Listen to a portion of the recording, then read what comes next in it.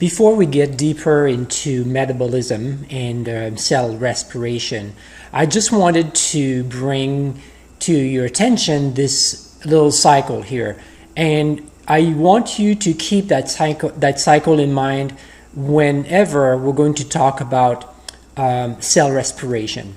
So what I want to illustrate here is that this is where we are, and that in order to do the activities that we do on a daily basis, whether it's driving our car, shopping, walking, cycling, running, swimming, and everything, we always need some kind of energy. And that energy usually comes from nutrition.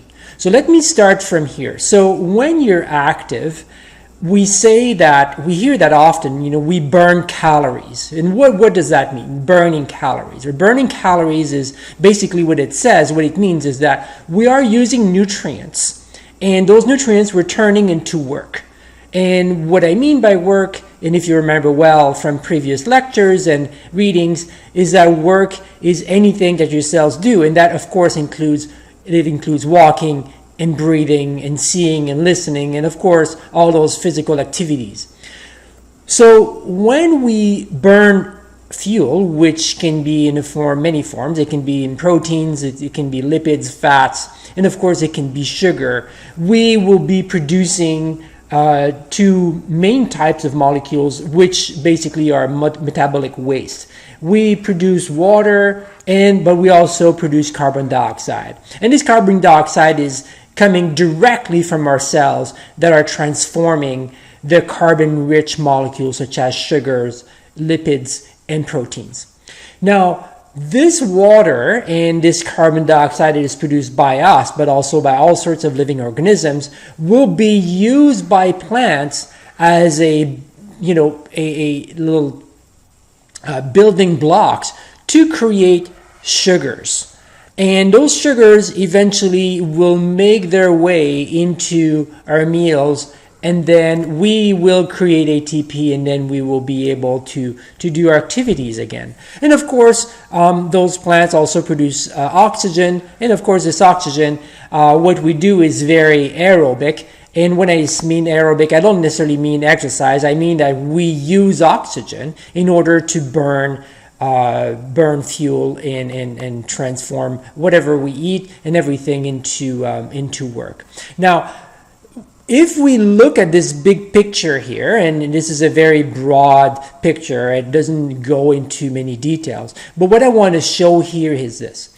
If we accept that all of this here and what happens in our case here inside our bodies right here, if we call that metabolism, which means that there's two cycles in metabolism, and this is what we will look a little bit in the next piece. Now, if we look at metabolism, which is basically the sum of all the chemical reaction happening in your cells right now in an organism, but it can also be in any other living cells. It could be even in bacteria. So we know that metabolism is the sum of all those reactions, and we can differentiate two types of reaction. We can differentiate against anabolic reaction, which are involved in anabolism, and also catabolic reactions, which are involved in catabolism. Now, we know that we are kept alive because we have a certain amount of energy coming inside, and that energy is brought to us via nutrition. And whatever our cells do with the building blocks we give our cells, we provide with cells with, like whether it's proteins, which will be transformed into amino acids, or carbohydrates and everything. So our cells will transform that fuel, and we will eventually create some waste products. And the waste products we will create, as we've seen from the previous slide, is mostly carbon dioxide, carbon dioxide, and of course we will produce a little bit of water. And if you don't believe me about the water production, well, if you go outside on any cold day, you can see that. You can usually see your breath if it's cold enough. Well, guess what that is? It's water vapor, and that water vapor is coming from your metabolism. And of course, we will convert this food into work, whether even if you stay still and sit down, you are still, your cells are still working, your cells are still producing, your brain cells are still producing brain impulses, and you're still breathing and everything. So that's what the big picture is. Now, I want to just explain anabolism a little bit more. And what we do here is this.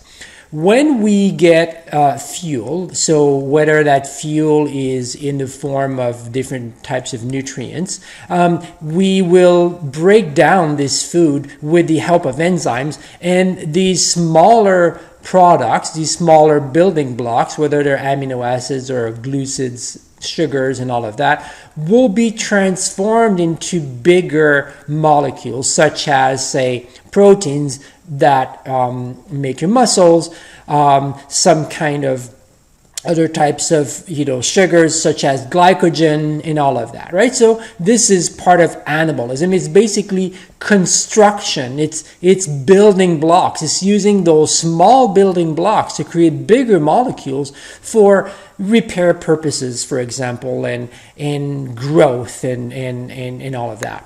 Now, in order to extract the energy, in order to make sure that our cells can use those building blocks, well, when you ingest food and fuel, you ingest bigger molecules, right? We ingest proteins, we ingest carbohydrates, we ingest fats as well. And those fats will need to be broken down into smaller pieces. And that's the job of catabolism.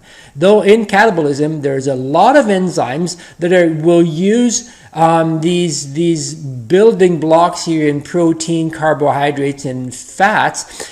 And these enzymes will break down into small pieces, and this of course will create waste, but also it will create those building blocks here. So you see, metabolism is a big cycle in which, yes, we produce waste, yes, we produce work, but this big cycle here is with the help of building blocks, we extract energy. From that energy, after we extract the energy, it gives us some kind of building blocks. Those building blocks can be used to create bigger molecules that will be used in catabolism, etc., etc. So that is the important. I want you to keep this in mind when we are going to touch on the next section, which is cell respiration, but also we will talk about photosynthesis. And photosynthesis is the concept, is where we get our energy from, and of course we get this energy from the sun that's transferred to the plants, and we eat the plants, so we get this indirectly our energy from the sun as well. Anyway, that's what is looming ahead for you, and hopefully you will enjoy the next section.